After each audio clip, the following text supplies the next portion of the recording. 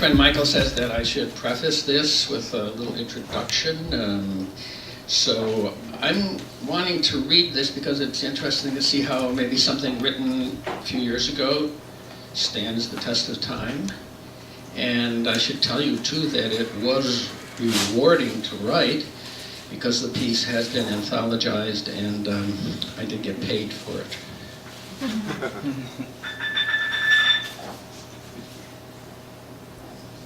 The clerk at the Chelsea Savoy Hotel says I should take the subway to Ground Zero.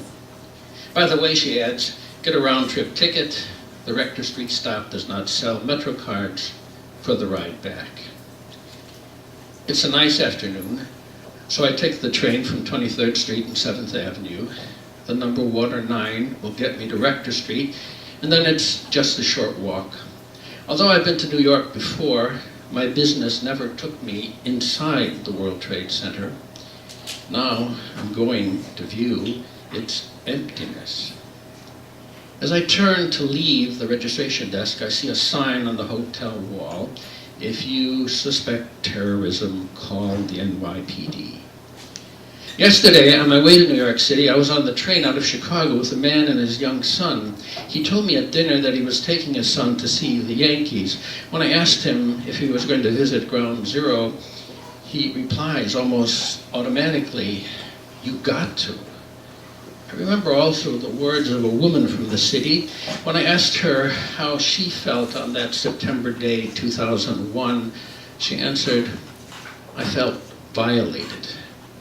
I think about her comment now as I turn the corner on 7th Avenue, that word violated holds such significance for women. Maybe a country can feel raped too. The one train going downtown is hardly busy this time of day.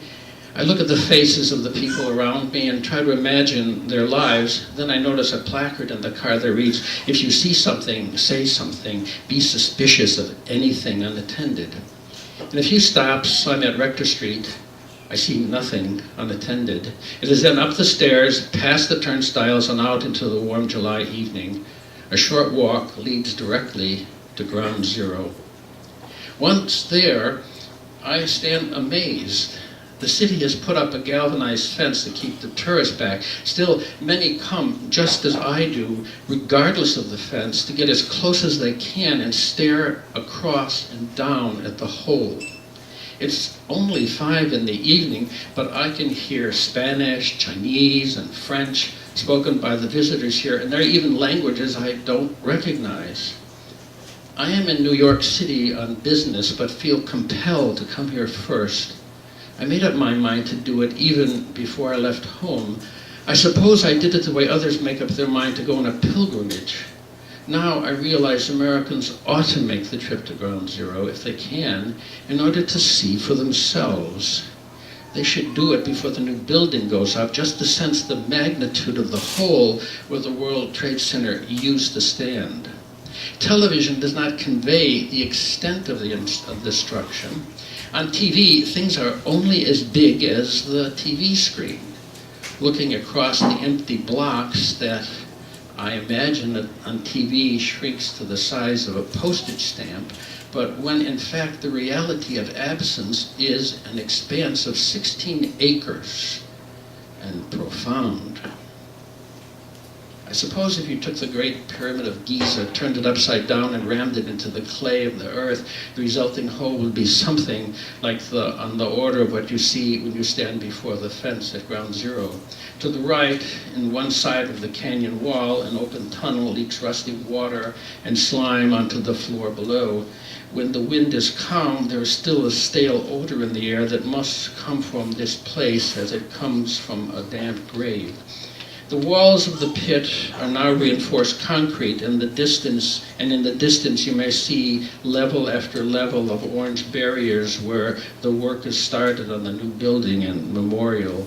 Truly, this hole is a canyon in the middle of the city. At the bottom of the pit are the subway lines and the Cortlandt Street stop that used to connect with the WTC.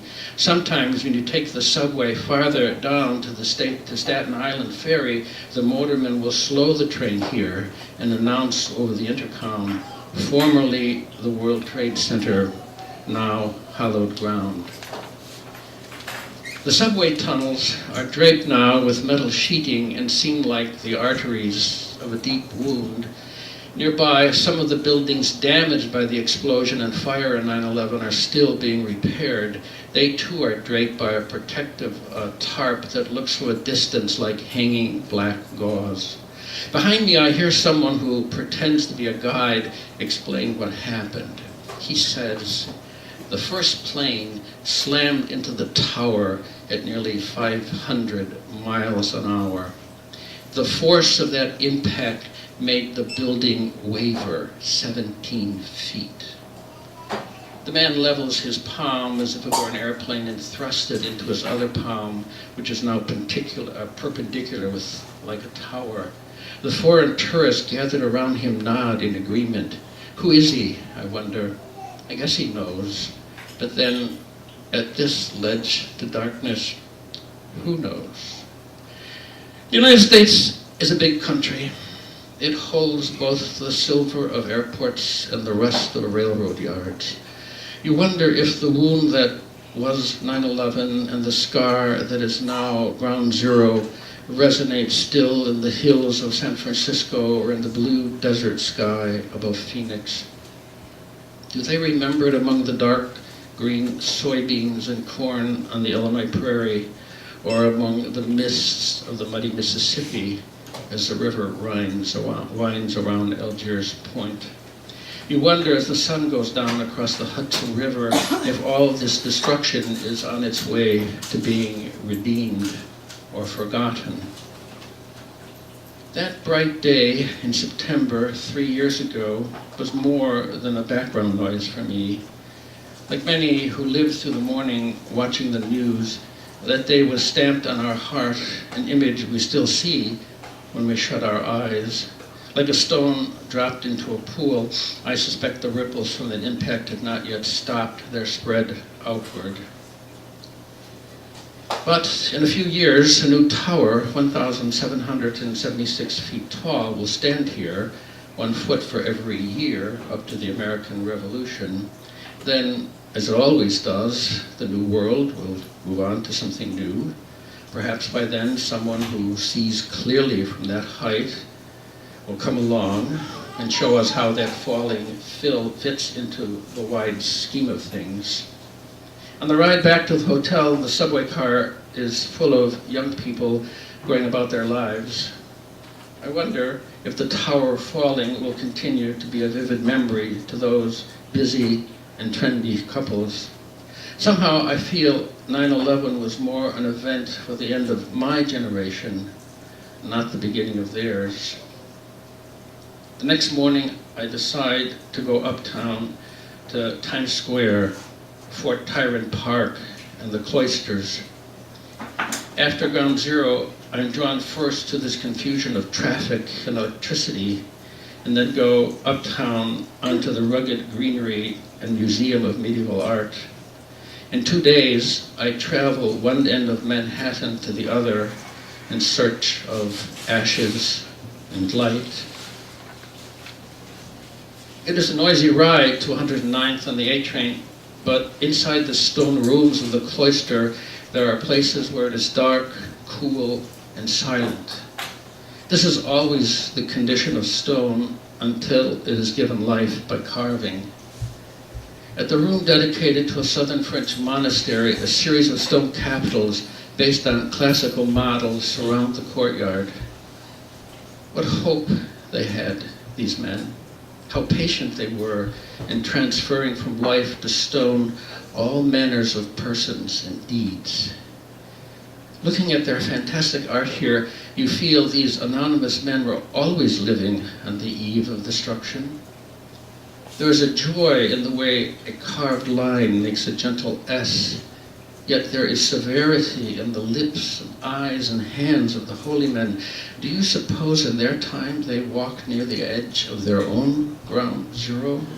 The guidebook says, of particular interest is this arcade, and of this arcade is that capital representing the last judgment and the condemned souls descending into the mouth of hell. The next day I set out for Chicago. It rains, the train leaves Penn Station and follows the Hudson River up to Albany. Raindrops scurry down the window pane like frantic bugs. The sky is as gray as the polished gray rails that run parallel to my view. I remember sailing out of New York Harbor years ago to the wide Atlantic. I watched then as the city's skyline disappeared on the evening horizon. Finally, miles at sea, there was nothing more but a dark stretch of land and two pillars jutting upward. They were the towers of the World Trade Center, still visible. I'm going home now. I said my prayer. To the west, the entire country stretches out before me from sea to shining sea.